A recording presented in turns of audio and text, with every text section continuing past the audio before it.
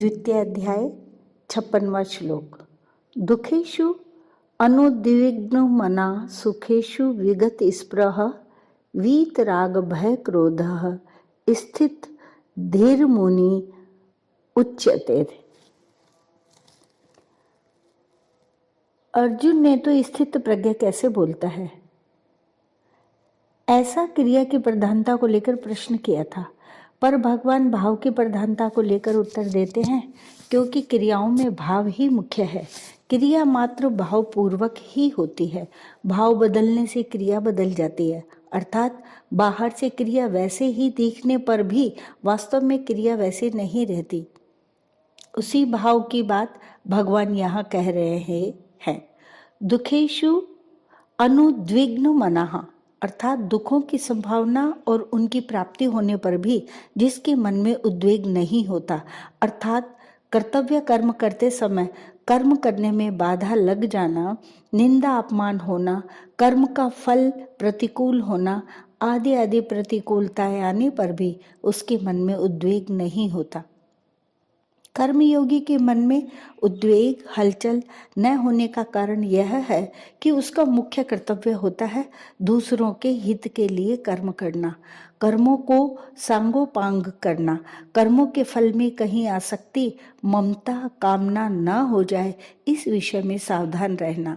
ऐसा करने से उसके मन में एक प्रसन्नता रहती है। उस प्रसन्नता के कारण कितनी ही प्रतिकूलता आने पर भी उसके मन में उद्वेग नहीं होता। सुखेषु विगत स्पृह, अर्थात सुखों की संभावना और उनकी प्राप्ति होने पर जिसके भीतर स्पृहा नहीं होती, अर्थात वर्तमान में कर्मों का सांगोपांग हो जाना, तात्कालिक आदर और प्रशंसा होना, अनुकूल फल मिल जाना आदि आदि अनुकूलताएं आने पर भी उसके मन में यह परिस्थिति ऐसी ही बनी रहे, यह परिस्थिति सदा मिलती रहे, ऐसी स्पृहा नहीं होती। उसके अंतःकरण में अनुकूलता का कुछ भी असर नहीं होता। वीत राग भय क्रोधः, अर्थात संसार के पदार्थों का मन पर जो रंग चढ़ जाता है उसको राग कहते हैं। पदार्थों में राग होने पर अगर कोई सबल व्यक्ति उन पदार्थों का नाश करता है, उनसे संबंध विच्छेद कराता है, उनकी प्राप्ति में विघ्न डालता है तो मन में भय होता है। अगर वह व्यक्ति निर्बल होता है तो मन में क्रोध होता है। परंतु जिसके भीतर दूसरों को सुख पहुंचाने का, उनका हित करने का, उनकी सेवा करने का भाव जागृत हो जाता है, उसका राग स्वाभाविक ही मिट जाता है। राग के मिटने से भय और क्रोध भी नहीं रहते, अतः वह राग भय और क्रोध से सर्वथा रहित हो जाता है। जब तक आंशिक रूप से उद्वेग स्पृहा राग भय और क्रोध रहते हैं तब तक वह साधक होता है। इनसे सर्वथा रहित होने पर वह सिद्ध हो जाता है। वासना कामना आदि सभी एक राग के ही स्वरूप है। केवल वासना का तारतम्य होने से उसके अलग अलग नाम होते हैं। जैसे अंतःकरण में जो छिपा हुआ राग रहता है उसका नाम वासना है। उस वासना का ही दूसरा नाम आसक्ति और प्रियता है। मेरे को वस्तु मिल जाए ऐसी जो इच्छा होती है उसका नाम कामना है। कामना पूरी होने की जो संभावना है उसका नाम आशा है।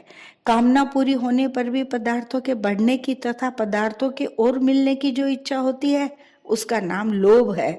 लोभ की मात्रा अधिक बढ़ जाने का नाम तृष्णा है।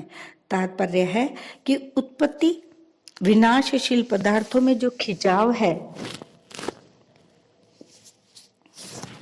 श्रेष्ठ और महत्व बुद्धि है, उसी को वासना कामना आदि नामों से कहते हैं। स्थिति धीर मुनि रुच्यते, ऐसे मननशील कर्म योग की बुद्धि स्थिर अटल हो जाती है। मुनि शब्द वाणी पर लागू होता है, इसलिए भगवान ने किम प्रभाषित के उत्तर में मुनि शब्द कह दिया है। परंतु वास्तव में मुनि शब्द केवल वाणी पर ही अवलंबित नहीं है, इसलिए भगवान ने मौन शब्द का प्रयोग मानसिक तप में किया है, वाणी के तप में नहीं। कर्मयोग का प्रकरण होने से यहाँ मननशील कर्मयोगी को मुनि कहा गया है। मननशीलता का तात्पर्य है सावधानी का मनन, जिससे कि मन में कोई कामना आसक्ति ना आ जाए।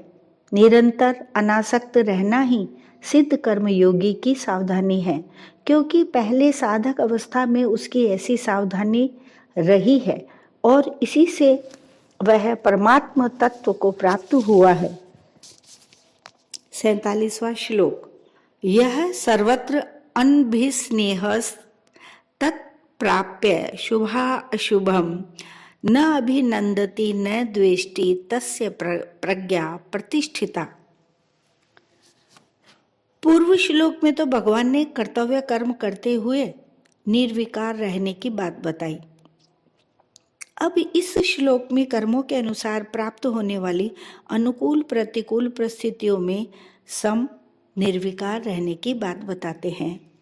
यह सर्वत्र अनभिस्नेह अर्थात जो सब जगह स्नेह रहित है, अर्थात जिसको अपने कहलाने वाले शरीर, इंद्रियां, मन, बुद्धि एवं स्त्री, पुत्र, घर, धन आदि किसी में भी आसक्ति लगाव नहीं रहा, वस्तु आदि के बने रहने से मैं बना रहा और उनके बिगड़ जाने से मैं बिगड़ गया, धन के आने से मैं बड़ा हो गया और धन के चले जाने से मैं मारा गया।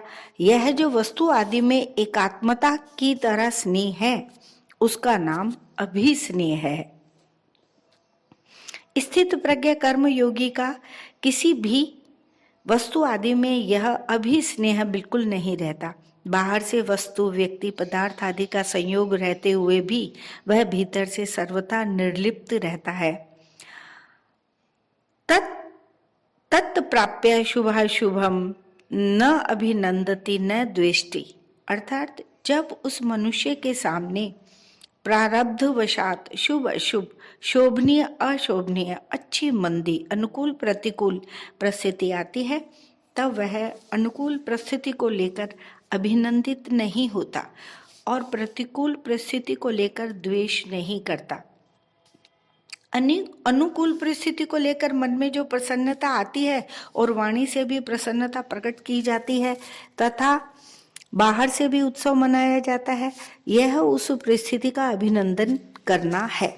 ऐसे ही प्रतिकूल परिस्थिति को लेकर मन में जो दुख होता है, खिन्नता होती है कि यह कैसे और क्यों हो गया, यह नहीं होता तो अच्छा था, अब यह जल्दी मिट जाए तो ठीक है, यह उस परिस्थिति से द्वेष करना है।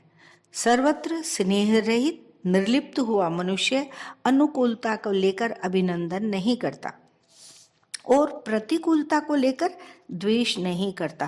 तात्पर्य है कि उसकी अनुकूल प्रतिकूल अच्छे मंदे अवसर प्राप्त होते रहते हैं, पर उसके भीतर सदा निर्लिप्तता बनी रहती है। तत् कहने का तात्पर्य है कि जिन जिन अनुकूल और प्रतिकूल वस्तु, व्यक्ति, घटना, परिस्थिति आदि से विकार होने की संभावना रहती है और साधारण लोगों में विकार होते हैं, उन अनुकूल प्रतिकूल वस्तु आदि के कहीं भी, कभी भी और कैसे भी प्राप्त होने पर उसको अभिनंदन और द्वेष नहीं होता। तस्य प्रज्ञा प्रतिष्ठिता, अर्थात उसकी बुद्धि प्रतिष्ठित है, एक रस और एक रूप है। साधना अवस्था में उसकी जो व्यवसायत्मिका बुद्धि थी वह अब परमात्मा में अचल अटल हो गई है। उसकी बुद्धि में यह विवेक पूर्ण रूप से जागृत हो गया है कि संसार में अच्छे मंदे के साथ वास्तव में मेरा कोई भी संबंध नहीं है, कारण कि ये अच्छे मंदे अवसर तो बदलने वाले हैं, पर मेरा स्वरूप न बदलने वाला है। अतः बदलने वाले के साथ न बदलने वाले का संबंध कैसे हो सकता है?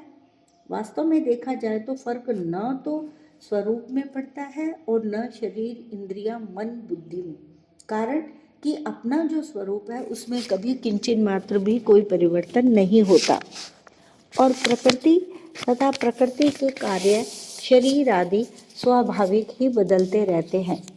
तो फर्क कहाँ पड़ता है? शरीर से तादात्म्य होने के कारण बुद्धि में फर्क पड़ता है।